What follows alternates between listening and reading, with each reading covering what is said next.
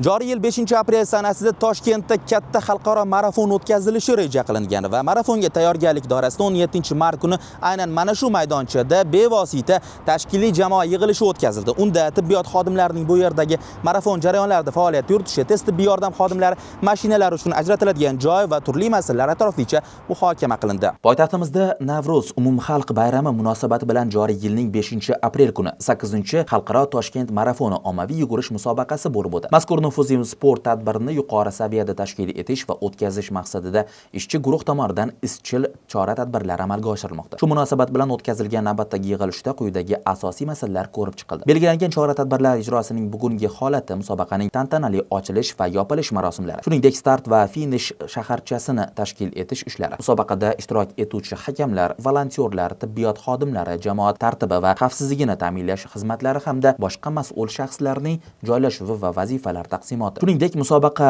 marshrути bo'ylab yo'l qoplamalarini inventarizatsiya qilish, ularni yaxshilash va zarur hollarda ta'mirlash ishlari hamda boshqa tashkiliy masalalar muhokama qilindi. Bizlar bu yerda ko'rib chiqilgandek barcha 15 mingta marafonchi qatnashchilari uchun yaratilayotgan tibbiyot tarafidan barcha shart-sharoitlarni yaratyapmiz. Katta gospital bo'ladi. Har bir bizning punktlarimiz bor. Punkt oziq-ovqat va suv ichish punktlarida tez tibbiy yordam xodimlari turiladi.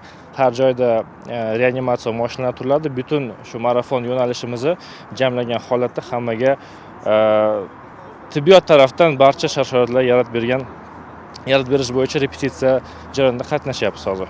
Xo'p, ya'ni tibbiyot taraflama yordamlar. Bu yerda maxsus punkt boyatiz punktlar bo'ladi, tez tibbiy yordam mashinalari turadi, shifokor va ularning yordamchilari hamma joyga qo'yiladi. Ularga yordam sifatida ham oliy o'quv yurtlari, tibbiy oliy o'quv yurtlari volontyorlarini ham jalb qilyapmiz. Hammasi birga bo'lib turib, shu ularning sog'ligini nazorat qilish uchun qo'yiladi. 5 kilometr hududdachi mana shu marafon yo'lagida. 5 kilometr hududda ham xuddi shunaqa va bu marafonchilarni oldida va ketida albatta yana mashinadan qo'yiladi. Soprovождение mashinasi bo'ladi.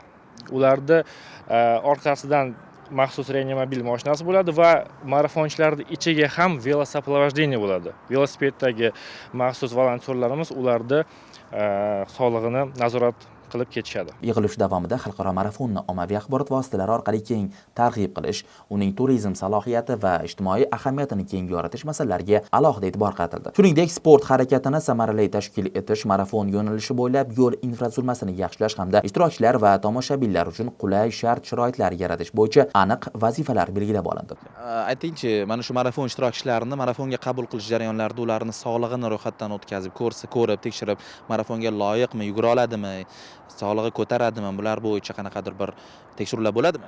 O'sha punktda o'zida shu joy o'zida sharoit yaratiladi, ya'ni o'sha ro'yxatdan o'tadigan joy, ya'ni komissiyaning o'zida ro'yxatdan o'tkazilib, o'sha joydan sog'ligi bo'yicha agar kimda shikoyati bo'ladigan bo'lsa yoki boshqa bir holatlar kuzatiladigan bo'lsa, bemalol tibbiy ko'rikdan o'tib, undan keyin qatnashishligi mumkin. Punktlari bu общий hammasi bo'lib 10 ga yaqin tez tibbiy yordam brigadalari joylashtiriladi. Har bir kilometrga, ya'ni 5 kilometr bo'ladigan bo'lsa, har bir 500 metrga, ya'ni bittadan tez tibbiy yordam brigadasi biriktilar. Jami bo'lib 10 ta brigada joylashtirish hozir ko'zda tutilgan.